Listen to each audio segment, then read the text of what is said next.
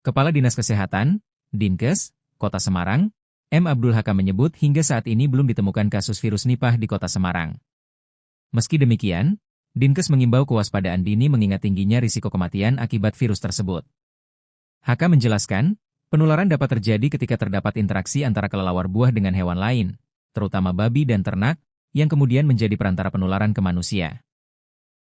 Selain itu, virus juga dapat menyebar melalui makanan yang terkontaminasi, seperti buah-buahan yang telah digigit kelelawar, serta penularan dari manusia ke manusia.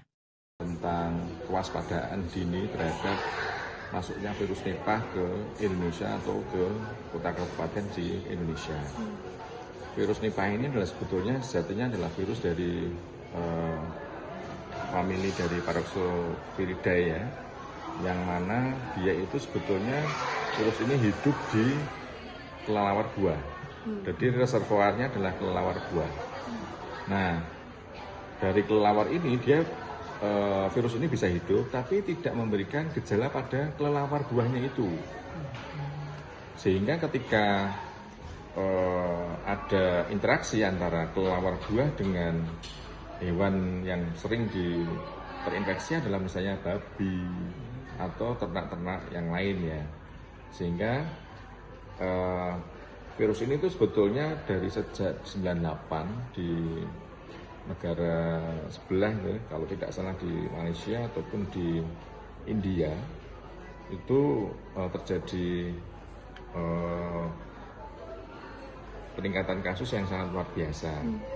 Kenapa ini menjadi perhatian? Karena angka ini atau orang yang terinfeksi virus Nipah ini ternyata mortality-nya lumayan cukup tinggi, sekitar 50-75%. Karena gejala dari virus Nipah ini dari mulai yang paling ringan seperti kayak orang kena flu, demam, nyeri otot, kemudian linu-linu, mual muntah, sampai kemudian ke gejala yang paling berat.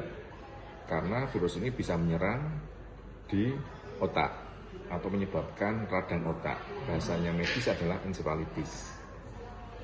Nah, kalau sudah gejala berat, maka secara klinis kalau yang kelihatan di pasien itu adalah orangnya mulai bingung, disorientasi, bahkan kemudian timbul kejang sampai tidak sadar atau koma.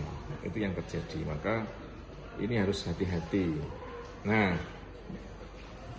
karena ini virus, maka yang ketika orang itu curiga atau terpapar ya pastinya kalau dia ringan dia dikasih anti demam, kemudian gejala-gejala yang lain, kalau dia batuk dikasih batuk, kalau dia kejang dikasih anti kejang dan sebagainya. Karena obat antivirusnya sampai detik ini juga tidak ada obat yang khusus untuk bisa mengurangi ataupun bisa mematikan virus Nipah ini. Vaksinasinya juga belum ada. Nah, maka yang harus dilakukan adalah pencegahannya. Berarti apa?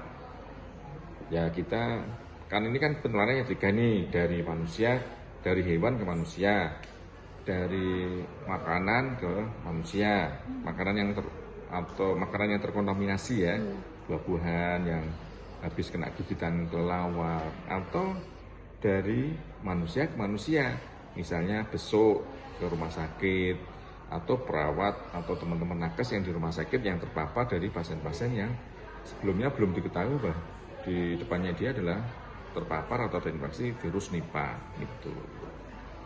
Sehingga pencegahannya adalah ya cuci tangan rajin sebelum makan, kemudian menghindari dari ke daerah-daerah yang memang potensial saat ini baru terinfeksi, entah itu di di India atau mungkin negara-negara yang mungkin orang Indianya banyak, ini juga harus dihindari.